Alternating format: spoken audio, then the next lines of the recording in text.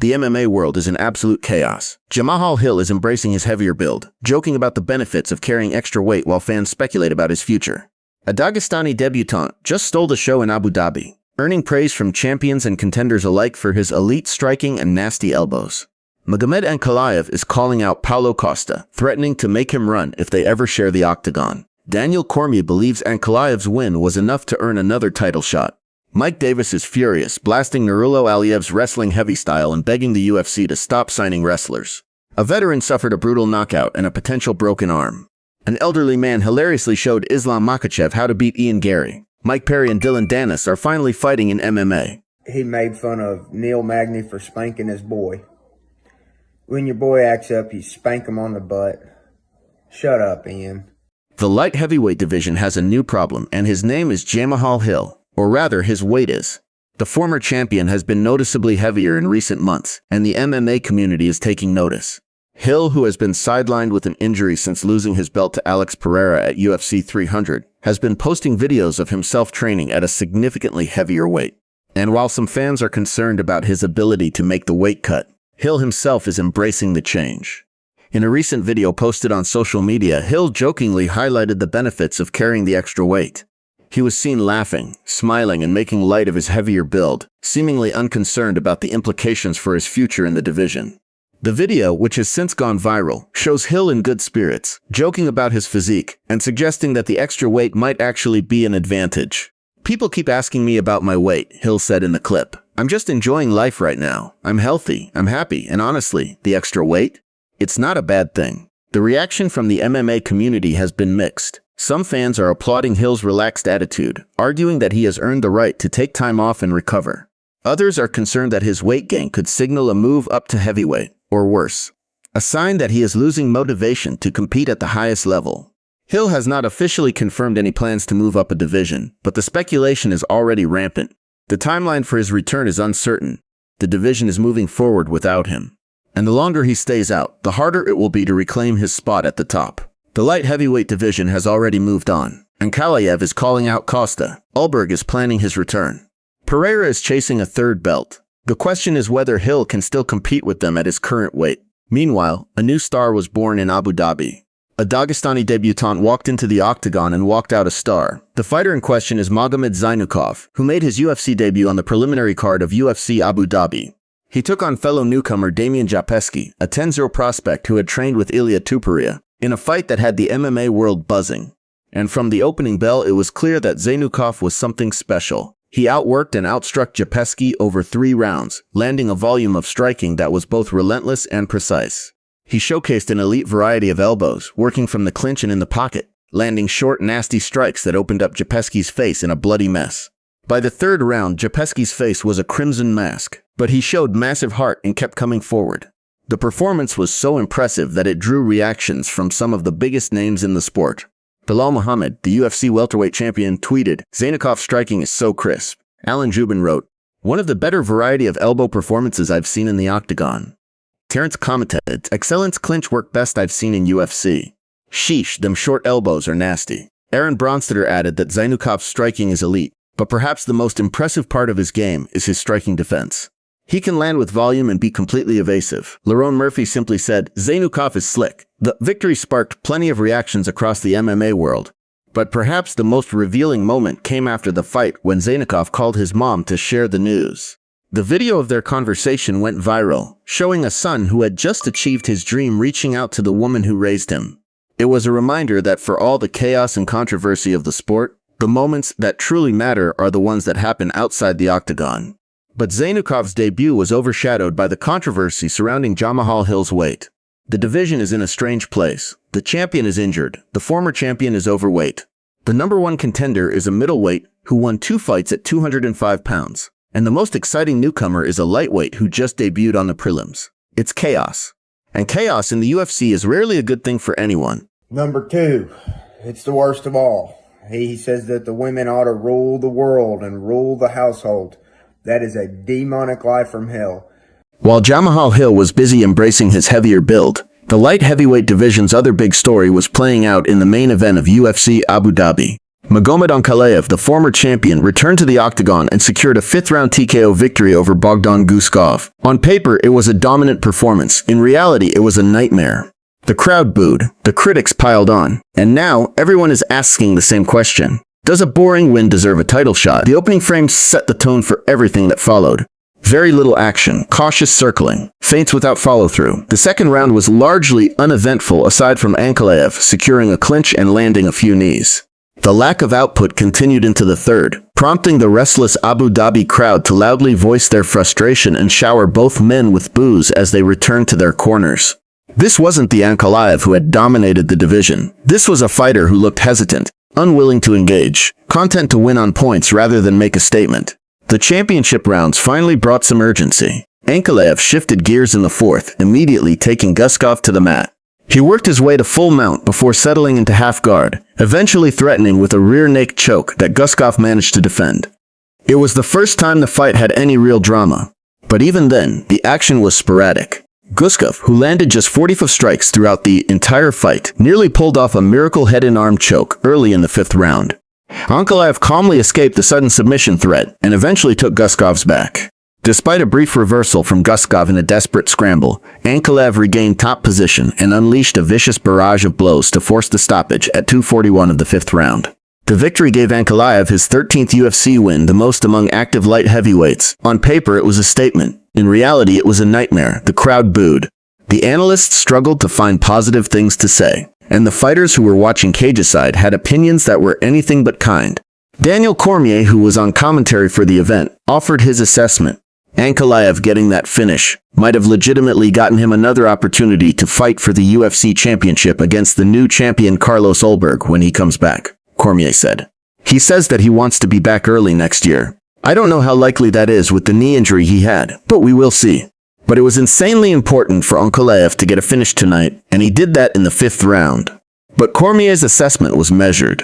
He acknowledged that the performance was not dominant in the way fans had hoped. He also noted that Ulberg's injury timeline makes everything uncertain. The champion is targeting an early 2027 return. That's a long time for Ankalaev to sit on the sidelines, and that's where Paulo Costa enters the picture.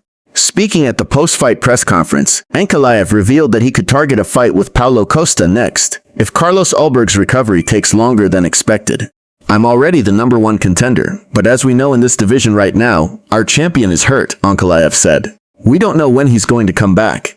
So, if he's going to take a long time to come back, I would like to stay active. And I believe I saw something or heard something that Paulo Costa wrote something in my direction. I'm not sure what he was trying to say. So, if it is indeed that the champion is going to be out for a little while, then potentially maybe we can have a good fight with Costa, unless he's going to be running away. The words were a direct challenge, a dismissal of Costa's trash talk, and a warning that if Costa wanted to step up, Ankalaev would be ready.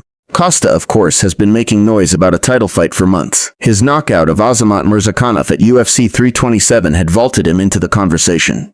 He has been calling out everyone in the division, including Ulberg, Ankalaev, and even Pereira. Now, he had an answer. Ankalaev wanted the fight. And if Costa was serious about saving the division, he would accept.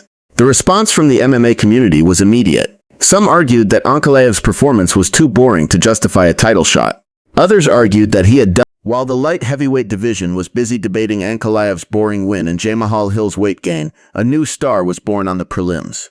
Magomed Zaynukov, a 27-year-old Dagestani lightweight, walked into the octagon for his UFC debut and walked out with a statement victory that had the entire MMA world talking. His opponent was Damian Japeski, a 10-0 prospect who had trained with Ilia Topuria. This was not a can, this was a legitimate test, and Zaynukov passed it with flying colors. From the opening bell, it was clear that Zaynukov was something special. He outworked and outstruck Japeski over 3 rounds, landing a volume of striking that was both relentless and precise.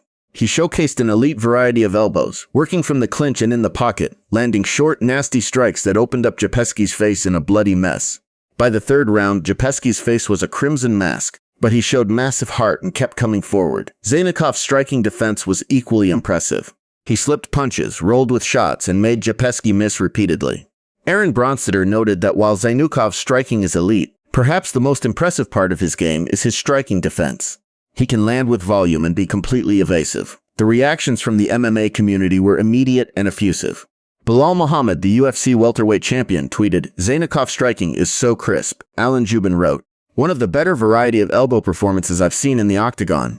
Terrence McKinney commented, "Excellence clinch work best I've seen in UFC.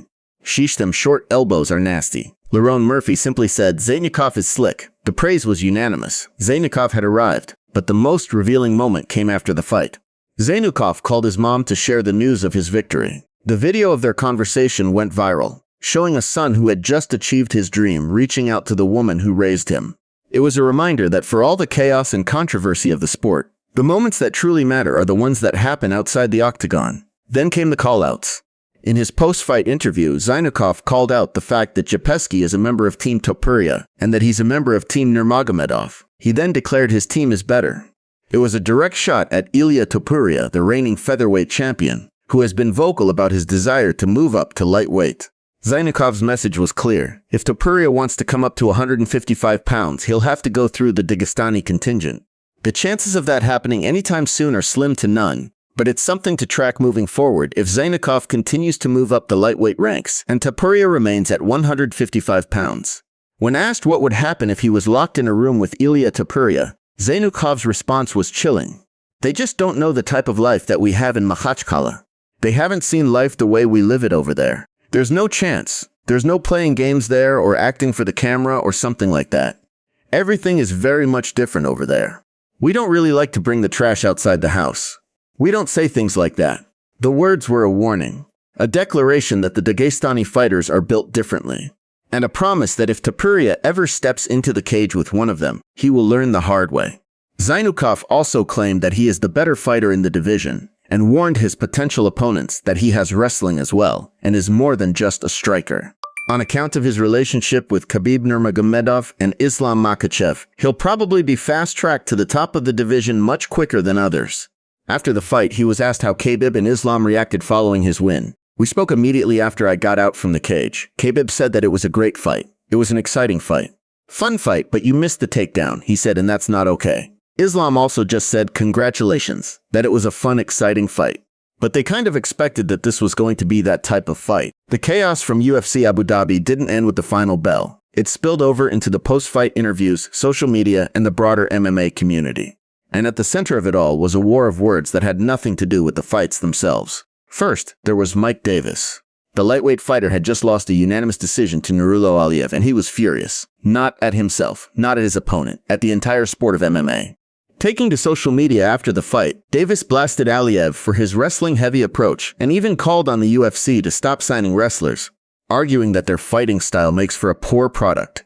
"For the UFC, bro, I thought you were cutting wrestlers, bro," Davis said. "All they do is dick for 15 minutes and then don't even let you finish. Like what? What are we doing? You've been cutting undefeated people on streaks all the time for wrestling. This isn't Rizin, bro. This is gay. That is gay, bro. I wanted to fight. I felt good. I took this fight. I'm sick. I've been sick all week, and I still went out there and fought, and I felt great. I felt amazing. I didn't take a deep breath the entire fight. I was fine. Just people, bro, in the UFC and get them out of here. Stand with me. I just want to bang, bro. I just want to bang." The rant was raw, emotional, and unhinged. Davis was clearly frustrated. He had trained for weeks. He had cut weight. He had stepped into the octagon expecting a war. Instead, he got a wrestler who smothered him for 3 rounds. His criticism of the UFC's matchmaking was pointed, but his language was inflammatory. He called for the promotion to stop signing wrestlers. He called the style gay. He begged for opponents who would stand and trade with him. The reaction from the MMA community was swift and harsh. Many fighters pointed out that wrestling is a legitimate martial art, and that Davis's inability to stop the takedown was his own problem. Others criticized his homophobic language. A few defended his right to express frustration, but most agreed that his rant was a bad look. But the controversy didn't stop there. The internet was buzzing with reactions to Ian Garry's recent interview, where he said he feels more masculine by embracing his feminine side, and suggested that the world would be a better place if women were running it. The comments sparked debate among fans and fellow fighters, with many questioning Garry's comments and calling them delusional. The controversy reached its peak when UFC featherweight Bryce Mitchell weighed in, strongly criticizing Garry's remarks and calling him a demonic lie from hell. "All right, 3 strikes and Garry's out," Mitchell said. The first strike, he made fun of Neil Magny for spanking his boy. "When your boy acts up, you spank him on the butt." "Shut up, Ian. You got to spank your kids. You spare the rod, your child will be unruly. That's biblical, straight out of the Bible. Number 2, it's the worst of all. He says that the women ought to rule the world and rule the households. That is a demonic life from hell. The man is the leader of the household. We have qualities that make us great leaders and great protectors. Women do not have that. They are nurturers.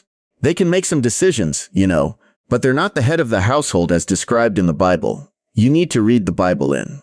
And then the third strike for me, he said, oh, cleaning gutters is so bad. My nails was black afterwards.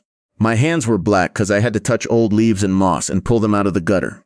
Dude, that's a job. Shut up. Everybody's worked a job. I've been covered in cow manure and don't complain like that. Anyways, I do love watching Ian fight. Great fighter. I watch every single one of his fights. I will not ever watch an interview anymore. 3 strikes and he's out. I can't take it no more. Mitchell's rant was a stunning rebuke of Garry's comments. The featherweight fighter, known for his conservative views, was clearly offended by Garry's statements about gender roles and masculinity. His criticism was rooted in his religious beliefs, and he didn't hold back. He called Garry's views demonic and from hell. He argued that men are the leaders of the household and that women are nurturers. He dismissed Garry's complaints about cleaning gutters as out of touch. But Mitchell wasn't the only one taking shots at Garry. Dana White stirred up plenty of discussion after posting a message to his Instagram that read, "The only real toxic masculinity is the absence of masculinity." The timing caught fans' attention, coming shortly after Ian Garry made headlines by saying he feels more masculine by embracing his feminine side. Many online were quick to speculate about the contrast between the two messages. Was White taking a shot at Garry, or was it just a coincidence? The timing was too perfect for fans to ignore. The internet responded with memes. The top 3 memes were posted by MMA On Point, Out of Context MMA, and Smash Talk. Each one poked fun at Garry's comments and White's response. The message was clear. The MMA community had turned on Ian Garry. His brother had exposed him. Bryce Mitchell had called him demonic. Dana White had seemingly fired shots.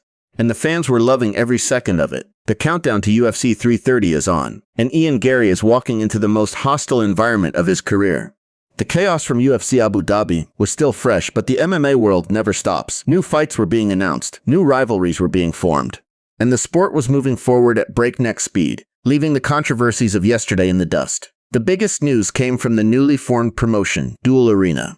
Their inaugural event, Duel Arena 1, will take place on August 29th at the Kia Center and feature a hybrid lineup of MMA, boxing, and kickboxing bouts. The main event, Mike Perry vs.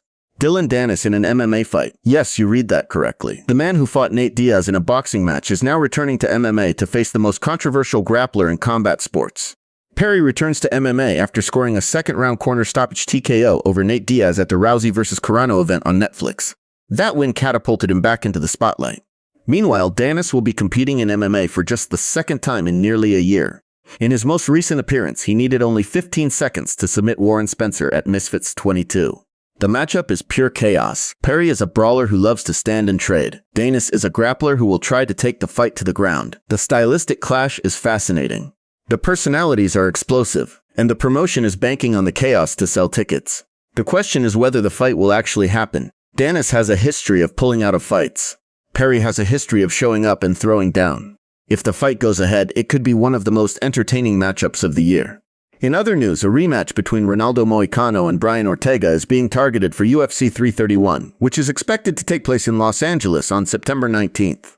After years of difficult weight cuts, Ortega is finally moving up to the lightweight division. His debut at 155 pounds is expected to come against the familiar opponent, Moicano.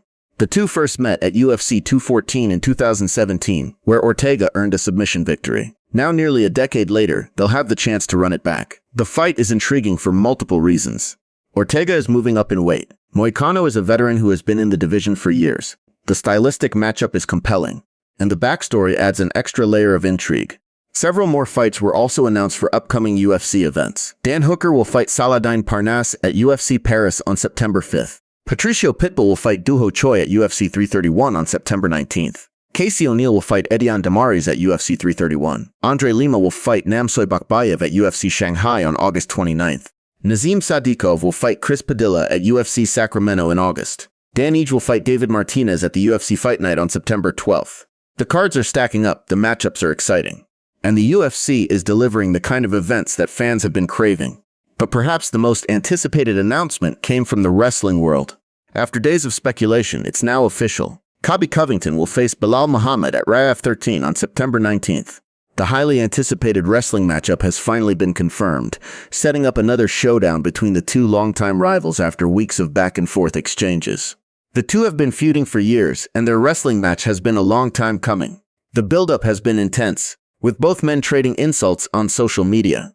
Now, they'll finally settle the score on the mats. The wrestling community is buzzing, the MMA community is paying attention, and the rivalry is about to reach its climax. The MMA world is moving fast. New fights are being announced, new rivalries are being formed, new stars are being born, and the sport is showing no signs of slowing down.